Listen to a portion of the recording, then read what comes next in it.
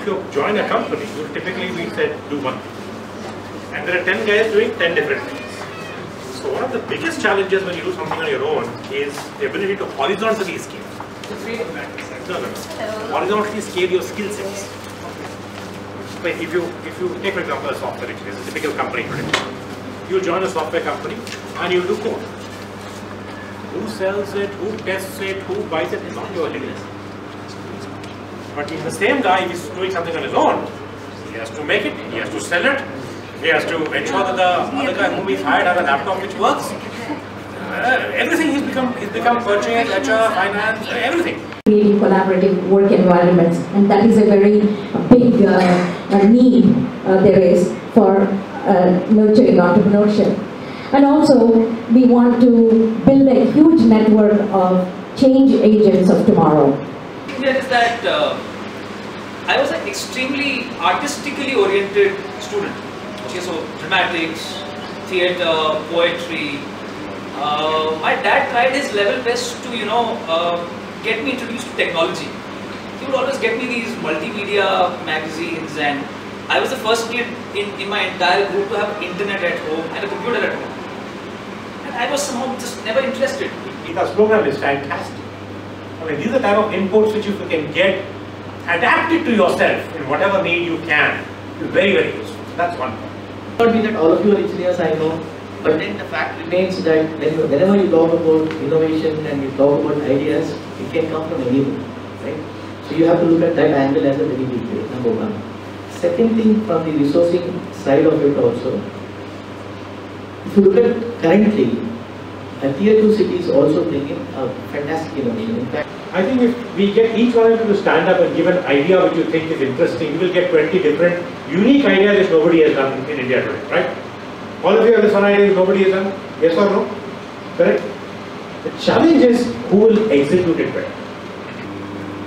Now, interestingly, when I was doing MBA, now MBA teaches you in this country a ridiculous number of subjects. I still remember I had 21 subjects in my first semester. I had no clue why there were 21 subjects. And a sales guy or a finance guy and a sales guy, complementary skills. You need to build that consciously. At the same time, you need to have a chemistry of minds.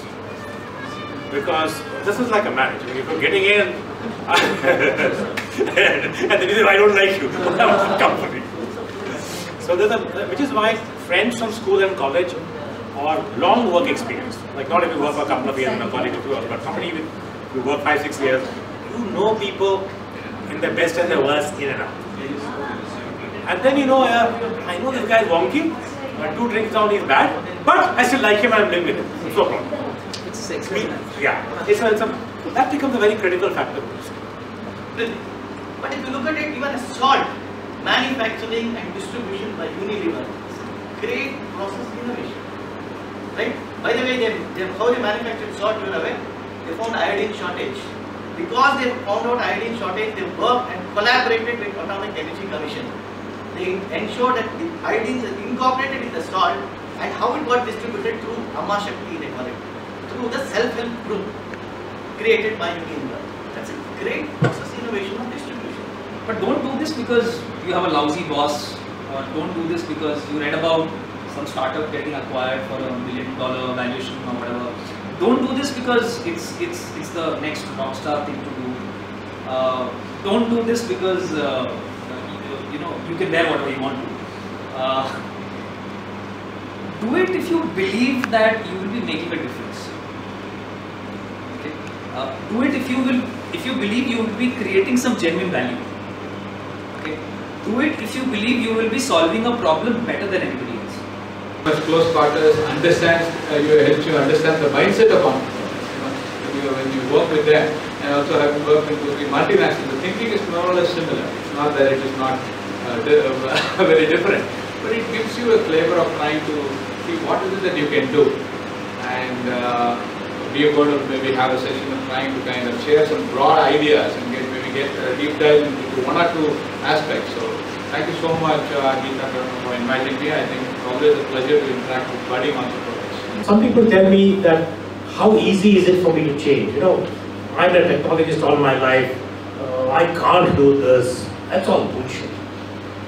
One of the companies that I work with, The guy was previously a CTO of a company, 25 years in technology, now couldn't afford a business guy. So I was sort of de facto his business mentor to teach him how to sell. It's very difficult to teach that to a technologist who's been writing code or platforms for 25 years. And I still remember I shared this. Earlier, he'd create something, he'd calculate the cost and say, you know, this is costing me about 2 lakhs to deliver, so I think I'll sell it for 2.5 lakhs. So I used to try and tell him that, see, in the marketplace, pricing is not a question of cost plus. If you're selling it to somebody, what's the value that that person is seeing for it? And how much is he willing to pay for it? If he's willing to pay 1 lakh, then your product anyway sucks. But if he's willing to pay 50 lakhs, then charge 50 lakhs. So what I'm making so much profit doesn't really matter. Your product is worth what the customer is willing to pay for it. It's not what it costs. A lot of companies today are also encouraging entrepreneurship. So they're encouraging the entrepreneurial mindset in a company and through their employees. In a startup, they will have to work for you because they like you at first stage. When you are successful, then they will work for you because you are Facebook or WhatsApp or Flipkart. Today, for the first 2-3 years, they will work because they like you. And that liking has to be genuine with you. If you don't have that ability to connect and keep people excited and warm, then be very, very careful about before starting. Before we got invested, 2 months in a row, I actually could not pay my home loan EMIs. Did I get unduly worried? Not really. See, because once you turn entrepreneur, you also figure out ways how to minimize cost, how to minimize expense. All of a sudden, a lot of things which were regular, your life was about it. You learn how to live without it, and maybe it becomes a little aspirational. Average age of entrepreneurs today is 26. And we have a warehouse here, and all of them are less than 26 years of age. So that is the data which I thought I should share with you. So there are young guys fresh out of colleges also doing a great amount of work around entrepreneurship. And in this context, I thought I should add one more point. Even government also recognizes that entrepreneurship can come at college level. So Government of Karnataka has funded 10 colleges for entrepreneurship. Each college is spending 40 lakhs of rupees for incubation. You have multi-dimensions.